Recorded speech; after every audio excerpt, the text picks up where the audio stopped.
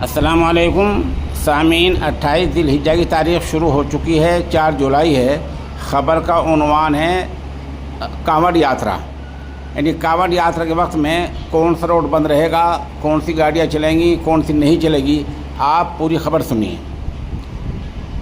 ख़बर में बताया गया है कि 22 जुलाई की रात में 12 बजे से कांवड़ यात्रा के चलते गाज़ियाबाद से मेरठ मुज़फ़्फ़रनगर तक नेशनल हाईवे 58 पर भारी वाहन बसें हैं, ट्रक है, ये नहीं चलेंगे। एक्सप्रेस वे पर भी भारी वाहन को मना कर दिया गया है।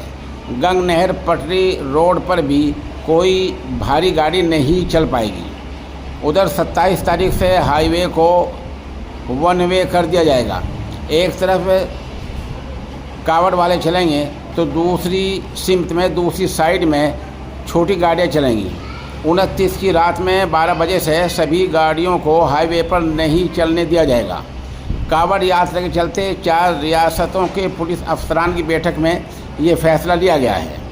एडीजी जोन DK ठाकुर ने 12 ज़िलों के ट्रैफिक पुलिस अफसरान और हरियाणा, दिल्ली, उत्तराखंड के ट्रैफिक पुलिस अफसरों के साथ ख़ास बैठक की।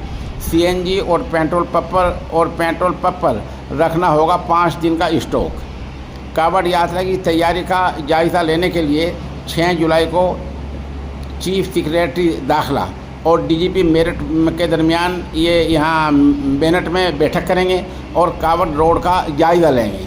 तो बहरहाल जैसा मैंने खबर में बताया कि 22 जुलाई से ये इस तरह गाड़ियों की आमदरफ्त थोड़ी बहुत बंद होनी शुरू हो जाएगी और फिर कावड़ यात्रा में गाड़ियाँ, बड़ी गाड़ियाँ बंद होती रहेंगी, छोटी चलती रहेंगी। फिर एक दिन वो होगा कि छोटी मुकम्मल बंद हो जाएंगी और ऐसा कांवड़ यात्रा के मद्देनज़र किया जा रहा है।